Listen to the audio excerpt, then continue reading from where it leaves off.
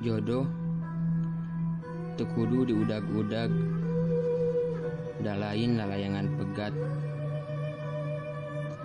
Lamun nya jodoh lalayangan pegat, nyinaon atuh diadu-adu jeung batur.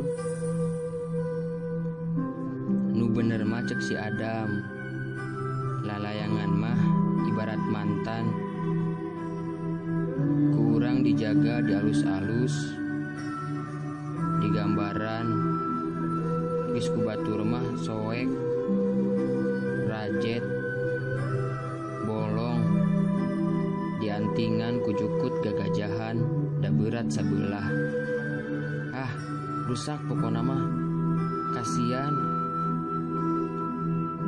Tapi urang boga solusina, nyieun lalayanganna ku plastik paranti nyieun opak, anu anti air, anti gores, RAM 3 GB, internal 32 GB, geus pigeon print deui eta mah.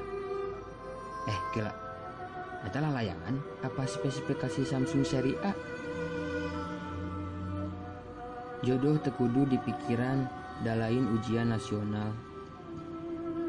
Aku mah ya babura mikiran jodoh, pikiran soran motor oge, liurna alabatan ngadahar kolecer Amsterdam.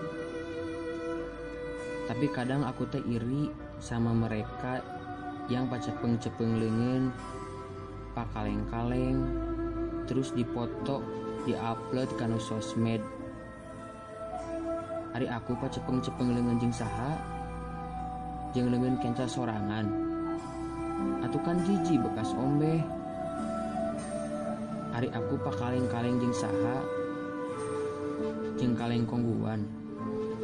Atuh kan dia mah udah diisi sama raginang. Terusnya nu matak urang sedih deui ningali mantan ngupload foto jeung gebetana nu raraina teh siga Iron Man turun mesin. Teu naon urang mah boga kabogoh, tapi atuh beb euy, neangan leuwih ganteng ti aing bisa mah. Mun ngomongin mantan teh sok inget baheula euy. Aku boga mantan, lain mantan kabogoh, tapi mantan calon pacar. Apal tuh?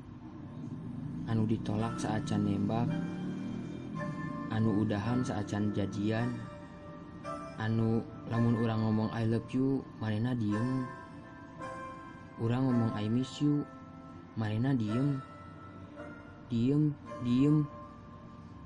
ditekur batu, diem ditikung batur. Kan goblok. Geus labrai. Intina mah jodoh mah moal pahili, dan numpahili mah sendal swallow pas bubaran jumaahan.